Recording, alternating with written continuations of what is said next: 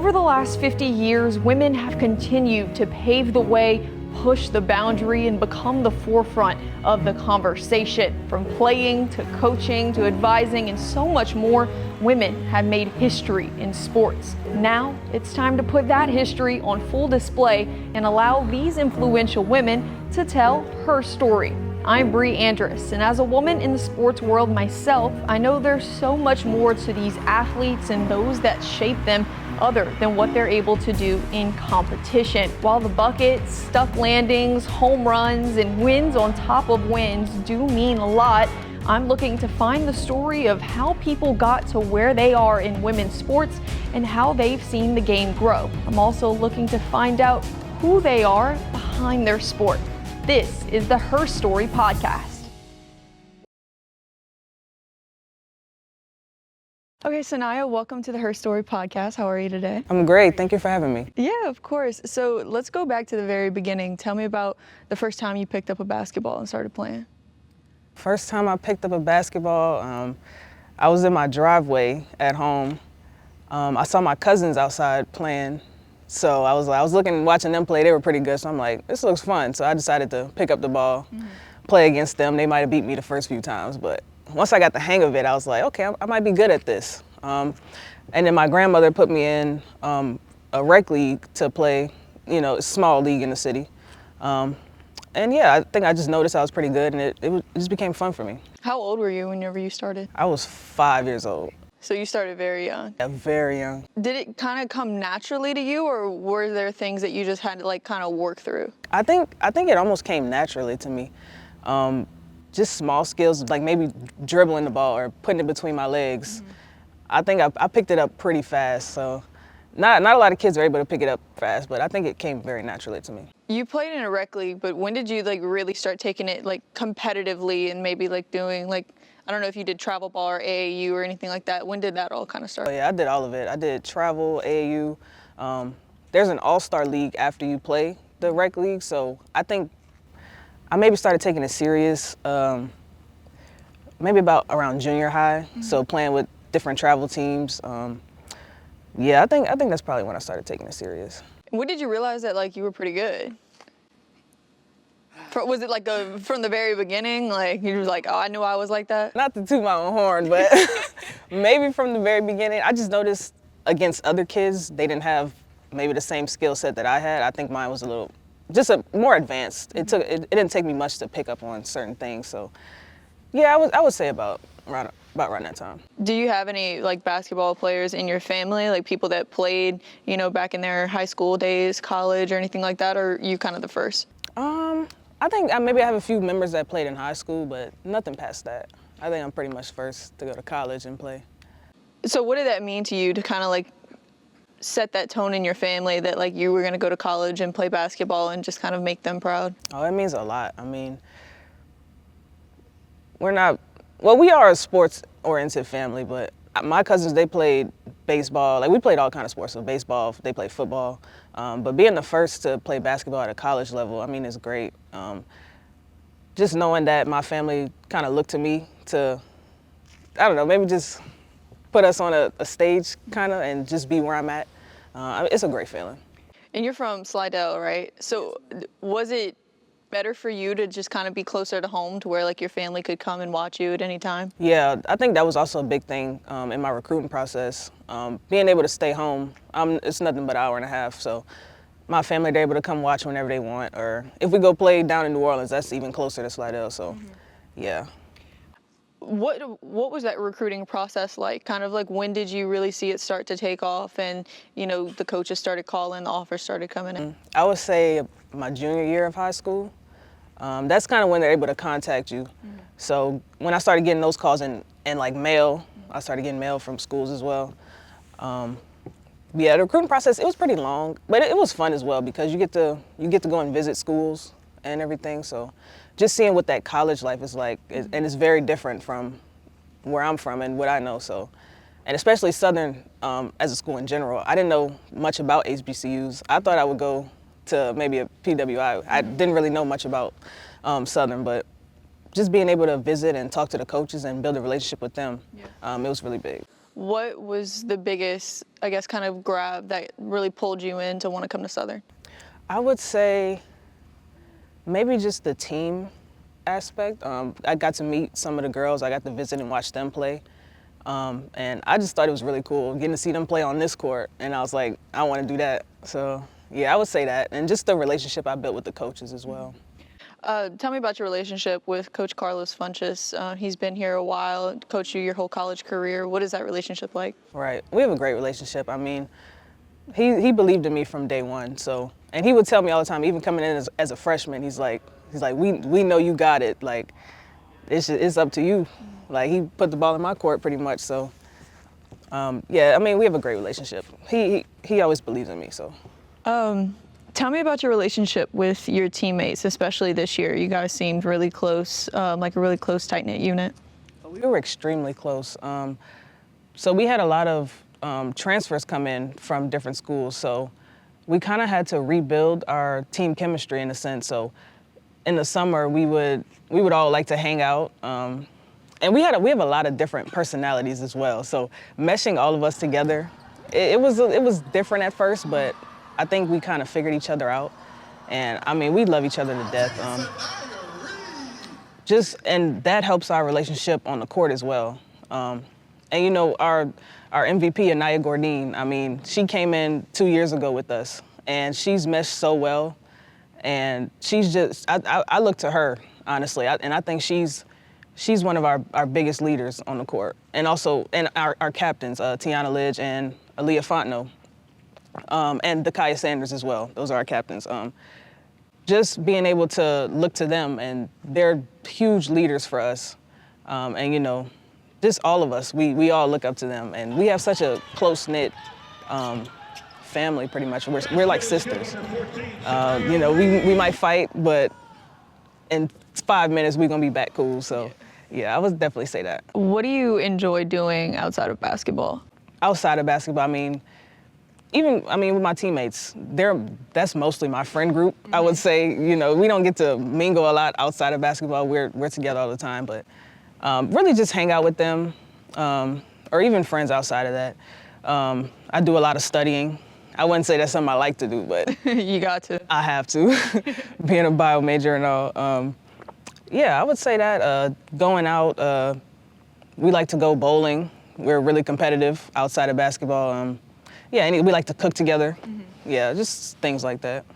In today's college sports world, like, it's easy for people to transfer, whether for any reason, you know, now it's NIL or playing time or, you know, leveling up to a bigger school or whatever. Why did you choose to stay at Southern your whole career?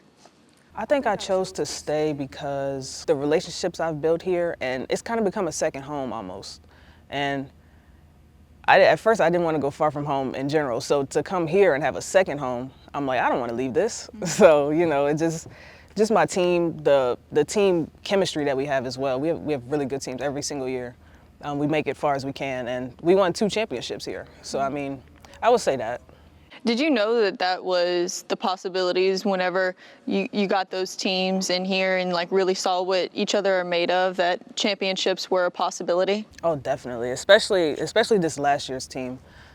We came in the summer and we kind of sat down with each other and we're like, we want to do big things this year. We want to win our conference. We want to win our tournament championship, and make waves in the NCAA. So, and we did that. So. What was that? I know you guys went to the NCAA tournament, what was it, your sophomore year?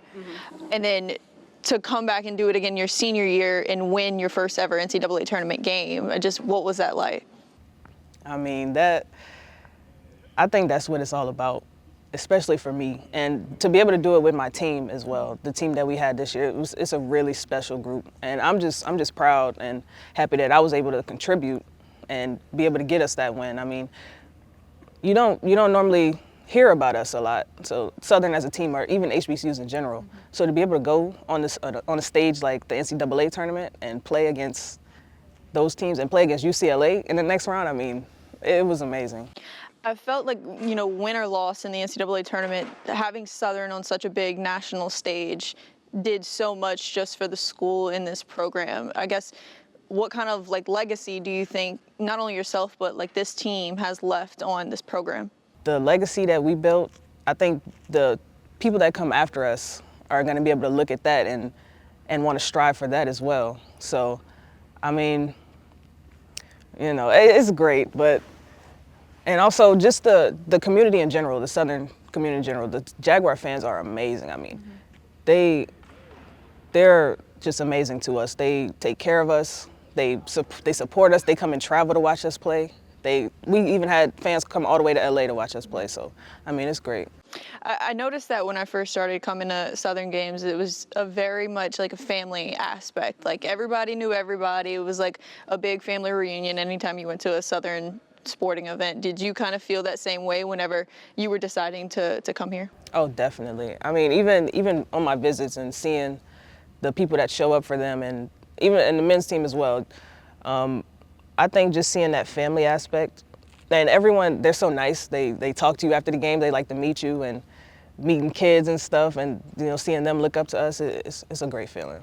How have you seen your game grow in your 4 years here? It was hard coming in as a freshman, and you got a lot of expectation on you as well. The coaches would tell me what they expect out of me, and I would try my best to produce, but you know, I didn't play much as a freshman, but I still, whenever I got in the game though, I made sure I had to make some kind of wave, just impact the team in some way.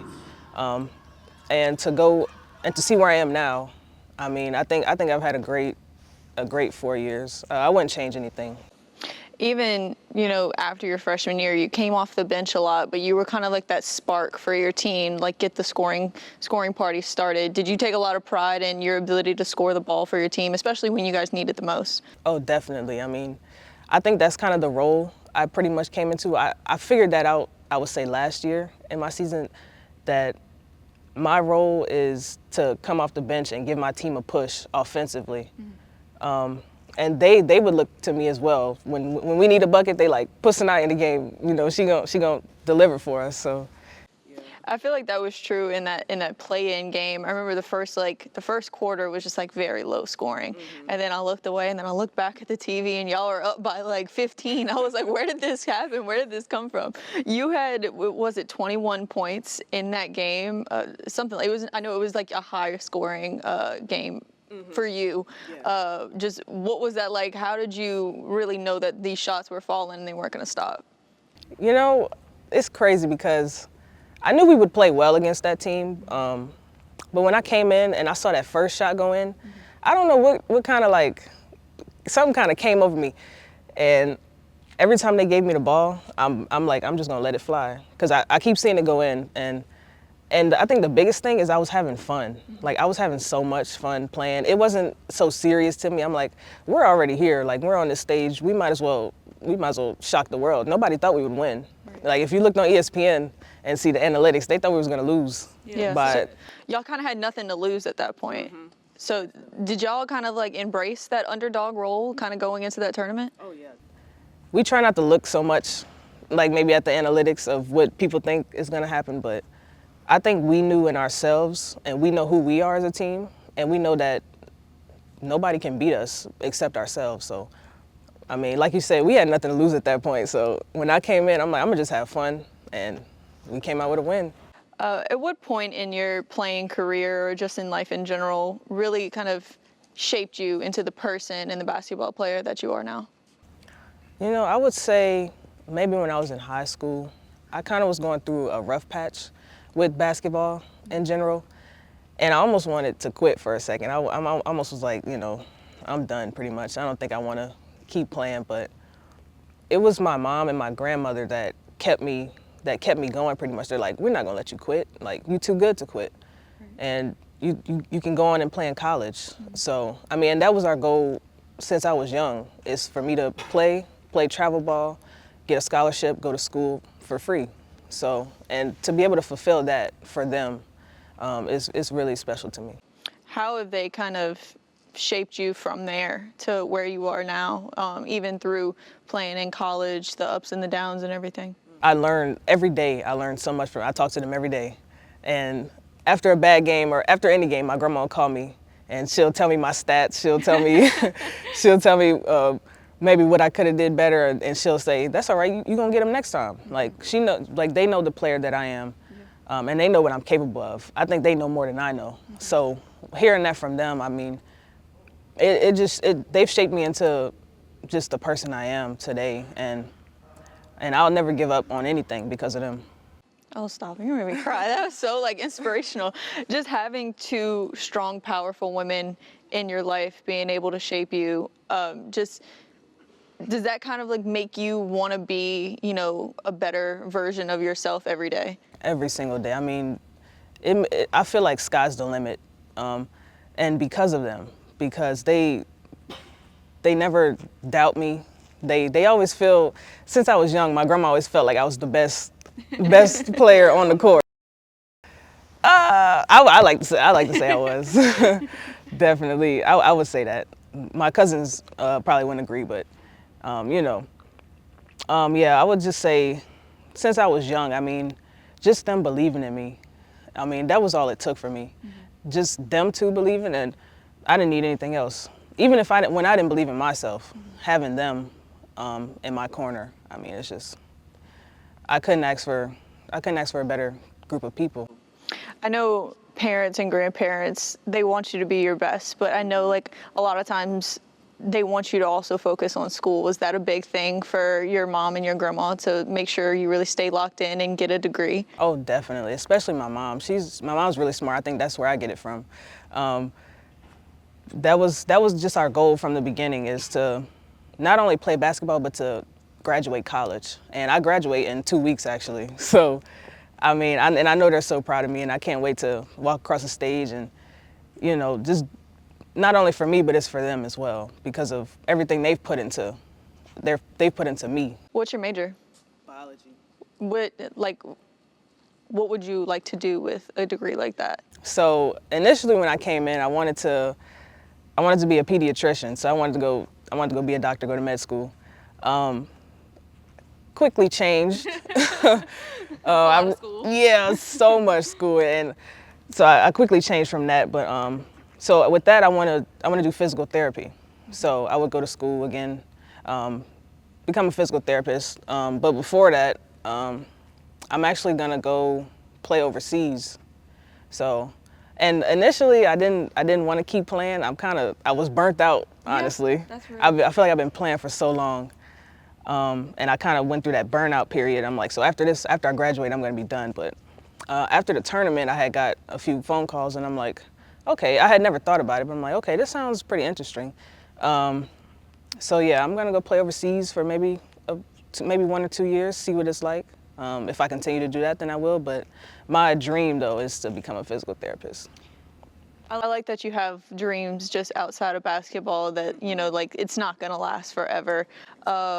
When did you kind of realize that, you know, there's so much more to life, you know, outside of the sport that you play, and there's so much more to you outside of who you are as an athlete? Right. I think I realized that pretty early. A lot of student athletes, I think they kind of go through their years and they feel like sports is everything.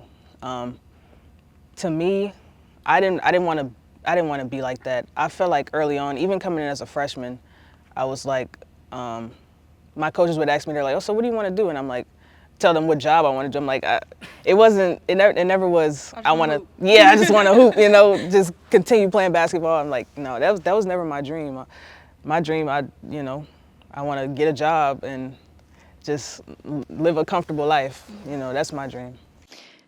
What do you want people to remember most about you now that your time here at Southern is over? That when they see me on the court, I came out and I tried to put my all into what was happening, and put my all into my team, and make sure that we win our games, and also that I'm not just a basketball player, you know. I want them to know me on a deeper level, and know that I have dreams and aspirations outside of basketball. You know, you see us on these big stages, and it looks very glamorous, but you know, like we also have lives. We're students as well. Well, I really enjoy getting to know you and knowing who you are outside of what you're able to do on the court. So thank you so much for coming on the Her Story podcast. I really appreciate it. Thank you so much.